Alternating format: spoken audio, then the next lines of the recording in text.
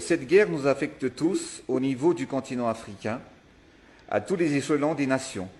L'économie mondiale et nationale sont figées. Les échanges commerciaux et autres transactions, piliers de croissance de nos pays, sont grandement ralentis. Les impacts sur nos pays, sur nos peuples, sont tragiques. C'est pour cette raison que je rejoins tous les chefs d'État tout à l'heure sur l'annulation de nos dettes. Actuellement, on parle de guerre, mais cette fois-ci, ce ne sont pas les bombes ni les balles qui seront nos munitions, mais l'intelligence de nos scientifiques, l'audace des leaders et notre solidarité. La nature est là pour nous offrir la meilleure et la plus fiable des solutions. Mes chers frères, permettez-moi de partager avec vous brièvement notre expérience face à ce virus depuis maintenant près de 2 mois. Depuis les premiers cas en Afrique et à Madagascar ont été confirmés, dès les premières heures, nous avons immédiatement pris toutes les mesures de prévention qui s'imposent pour éviter la propagation du virus. Comme vous le savez, Madagascar est connu pour la richesse de sa biodiversité et son abondance en plantes médicinales. Nous sommes le 3e pays exportateur d'huile essentielle au monde et tout cela nous offre un maximum de champs des possibles pour la recherche médicale. Excellences, Messieurs les Présidents, mes chers frères, c'est avec une grande fierté que nous avons annoncé la semaine passée que les travaux de recherche scientifique malagasy ont abouti à l'élaboration du remède Covid Organics ou Tamba-VCVO. Un remède traditionnel amélioré à but préventif et curatif, préparé sur la base des plantes médicinales largement répandues et plantées à Madagascar, dont l'artémisia. Tous les essais et tests sur ce premier remède ont été menés et son efficacité dans la réduction et l'élimination des symptômes a été prouvée pour le traitement des patients atteints du Covid-19 à Madagascar. Le protocole de traitement curatif Covid Organics s'est avéré plus efficace et surtout moins invasif pour l'organisme que le traitement à base de chloroquine. L'état de santé des malades malagasy du Covid-19 ayant volontairement accepté de tester le traitement a montré une nette amélioration au bout de 7 jours et un total rétablissement, voire même guérison, au bout de 10 jours.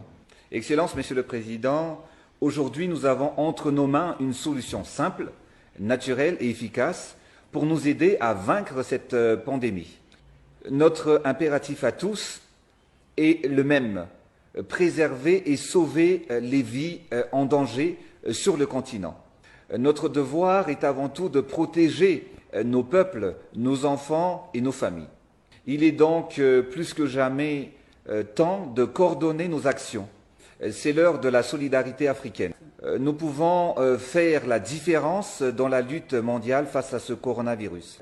Sachez, Monsieur le Président, que Madagascar est prêt à collaborer avec ses frères et sœurs africains. À l'instant même où je vous parle, une délégation de la Guinée équatoriale atterrit sur le sol malagasy pour récupérer leur première commande de Covid Organics, que Madagascar, bien évidemment, offrira sous forme de dons pour les malades du coronavirus. Demain, nous accueillerons la délégation de la République de la Guinée-Bissau en charge de la distribution pour les hôpitaux des 15 pays de la CEDEAO.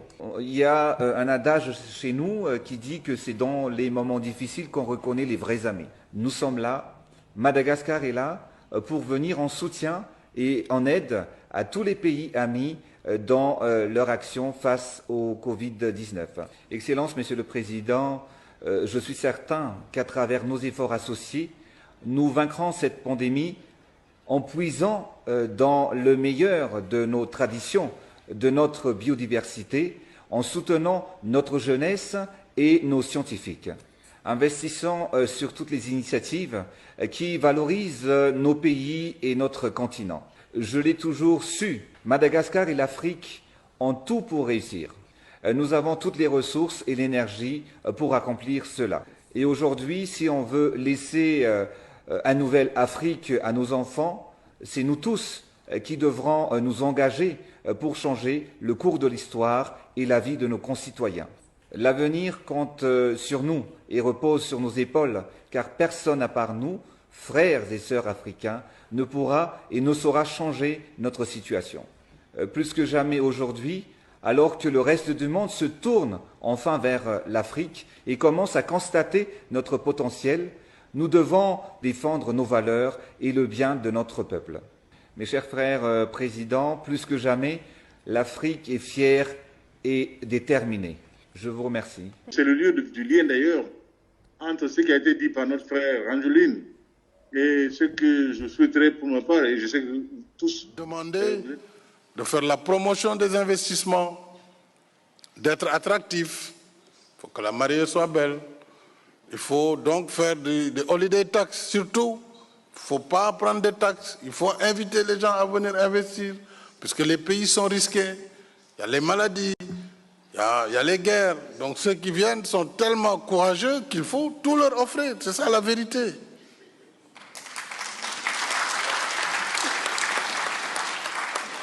Donc,